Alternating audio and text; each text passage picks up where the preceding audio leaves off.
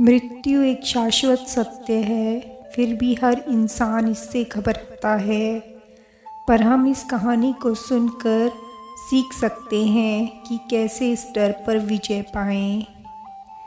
एक समय गौतम बुद्ध अपने शिष्यों के साथ भ्रमण कर रहे थे। भ्रमण करते समय सभी एक स्थान पर विश्राम के लिए बैठ गए। समय बिताने के लिए भगवान बुद्ध ने अपने शिष्यों को एक कथा सुनाई। किसी नगर में एक व्यक्ति रहता था। उसने परदेश के साथ व्यापार किया, मेहनत फली, कमाई हुई और उसकी गिनती सेठों में होने लगी। महल जैसी हवेली बन गई। वैभव और बड़े परिवार के बीच उसका जीवन बड़े आनंद से बीतने लगा। एक दिन किसी दूसरे नगर से उसका एक संबंधी आया।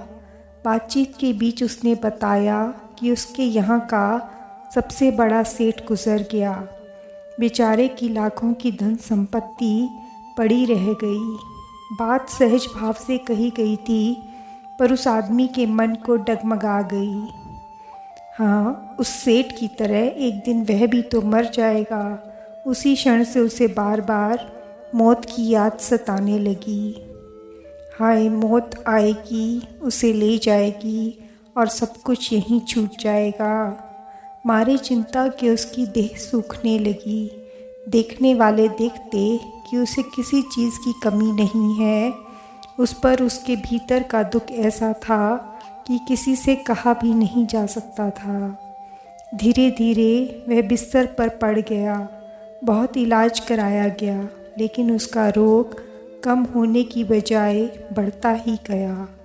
एक दिन एक साधु उसके घर पर आया। उस आदमी ने बेबसी से उसके पैर पकड़ लिए और रो रो कर अपनी व्यथा उसे बता दी।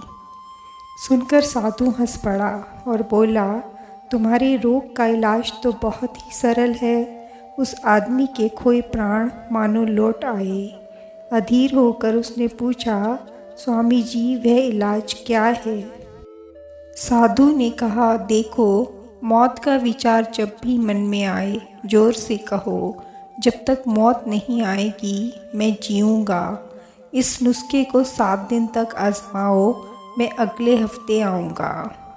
7 दिन के बाद साधु महाराज आए तो क्या देखते हैं कि वह आदमी बीमारी के चंगुल से बाहर आ गया है और आनंद के गीत गा रहा है।